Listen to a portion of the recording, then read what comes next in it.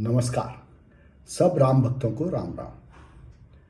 आज के प्रसंग में भगवान राम सीता और लक्ष्मण के साथ अपने वनवास की यात्रा में इंद्रियों के संयम के लिए श्रृंगवेरपुर से गंगा को पार करके प्रयाग पहुंचते हैं, तीर्थराज प्रयाग। वहाँ पर स्नान करते हैं, त्रिवेणी पहुंचते हैं, वहाँ स्नान करते हैं, वहाँ से आगे चलते हैं, यमुना पर पहुंचते हैं, यमुना में स्नान करते हैं और आगे वन की यात्रा पर निकलते हैं। हम आज ये देखेंगे कि गंगा, यमुना, सरस्वती, तीर्थराज प्रयाग और त्रिवेणी का क्या मतलब है, क्या इनकी महिमा है।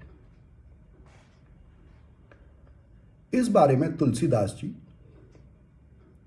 बालकांड में बहुत थोड़ी सी चौपाइयों में गागर में सागर भर देते हैं, इनके अर्थ बताते हैं।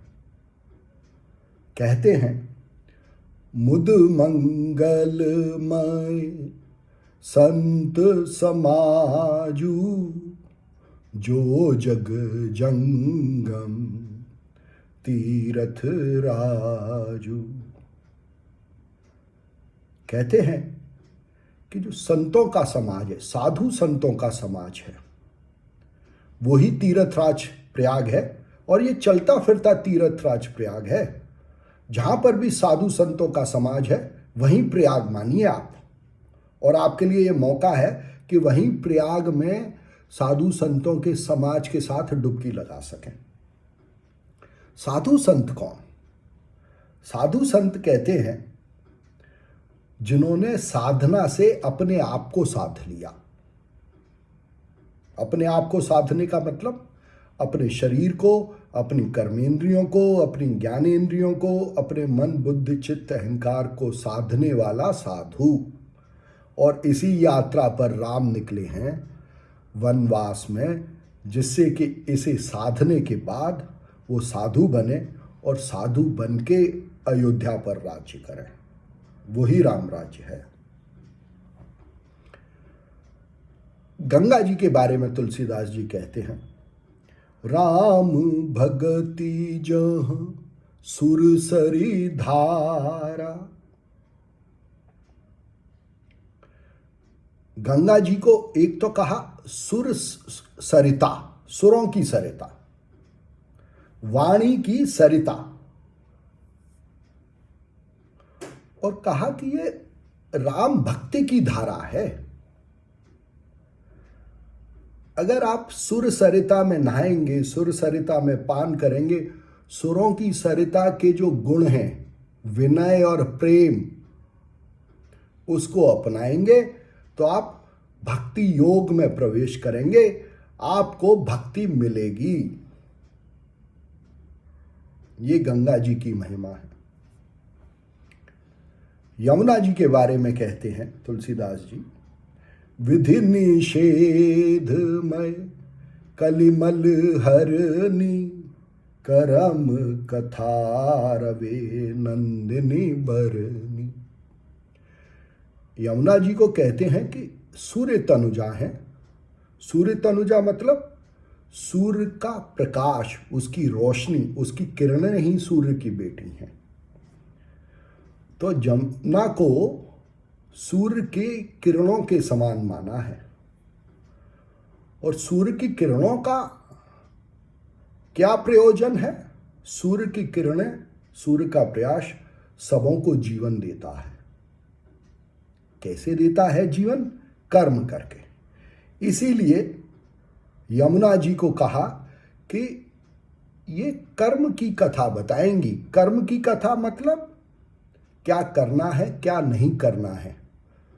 और वो कैसे? कली मल को हर के, ऐसे कर्म जो कलिमल को हरते हों। कलिमल क्या है? जब आप कल में जीते हैं,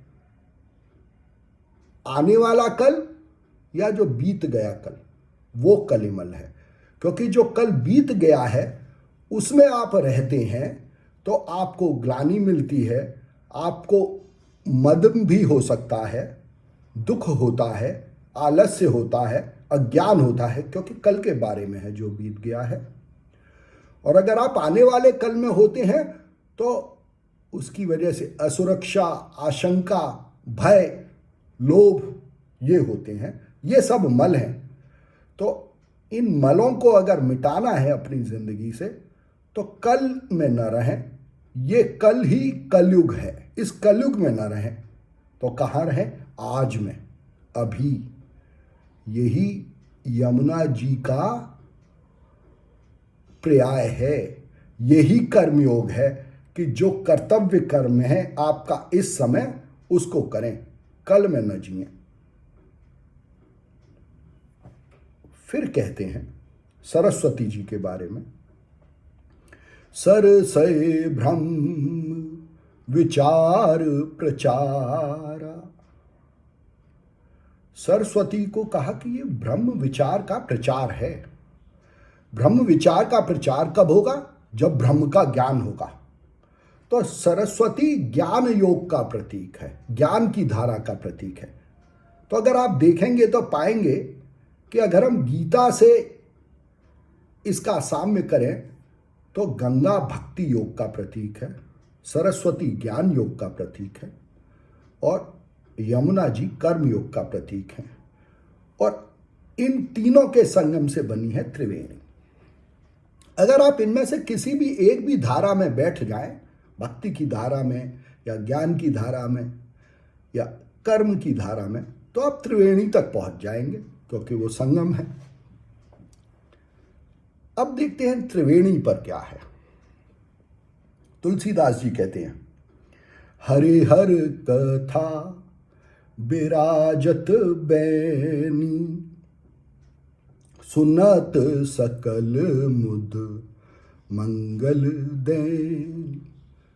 त्रिवेणी पर हरि और हर की कथा है। हरि और हर की कथा का क्या मतलब? हरि का मतलब ईश्वर, ईश्वर की कथा। ईश्वर की कथा का मतलब ईश्वर कौन है। और दूसरी हर की कथा। हर की कथा का क्या मतलब? हर की कथा का मतलब हर एक की कथा है, यही शिव की कथा है। तो वेणी पर, त्रिवेणी पर क्या विराजमान है? कथा किसकी? ईश्वर की और उसके हर अंग की। और उन कथाओं में यह भी पता चलता है कि हर अंग का ईश्वर से क्या रिश्ता है। ये त्रिवेणी का महात्म्य है। आगे चलते हैं, और क्या है त्रिवेणी पर? तुलसीदास जी कहते हैं, बटु विश्वास अचल निज धर्मा। अगर आप त्रिवेणी पर पहुंच जाते हैं तो वहां अक्षयवट है, अक्षयवट रूपी वृक्ष है। और वो किसका प्रतीक है? वो अपने धर्म में नित्य विश्वास का, अचल विश्वास का। कैसा विश्वास और कैसा धर्म? धर्म ये कि मैं कौन हूं, क्या हूं, क्या मेरा कर्तव्य है, और उसमें अचल विश्वास। ये वट वृक्ष का महत्व है। फिर आगे कहते हैं, तीर्थ राज समाज सुकर्मा, सब ही सुलभ सब दिन सब देसा, सेवत साध समन कलेसा। तो अगर आप तीनों धाराओं में से किसी में भी सवार होके, भक्ति योग की धारा, कर्म योग की धारा, ज्ञान योग की धारा, इनमें से किसी में भी सवार हुए तो त्रिवेणी पहुंचे। त्रिवेणी पर आपको ईश्वर की और आप कौन हैं ये जानने को मिलेगा। आपको वट वृक्ष रूपी अचल विश्वास जानने को मिलेगा और मिलेगा तीर्थराज प्रयाग। तीर्थराज प्रयाग क्या है? जब आप ये सब जान जाएंगे तो आपको मालूम है कि फिर आपको क्या कर्म करने हैं, और वही शुभ कर्म कहलाते हैं। और तुलसीदास जी कहते हैं कि सब दिन सब देशों में सब समय सुलभ है। अगर आप ये जान पाएं कि मैं कौन हूं, ईश्वर कौन है और मेरा ईश्वर से क्या नाता है, हम सबका ईश्वर से क्या नाता है, क्योंकि तब हम ये भी जान पाएंगे कि हम सबों का एक दूसरे से क्या नाता है। और अगर हम ये जान पाएंगे तो ये सारे कलेशों का समन कर देगा। इसीलिए कहते हैं सेवत सादर समन कलेसा। और फिर तुलसीदास जी कहते हैं इस तीर्थराज प्रयाग के बारे में, अकथ अलौकिक तीर्थ राव दे सद्य फल प्रगट प्रभाव।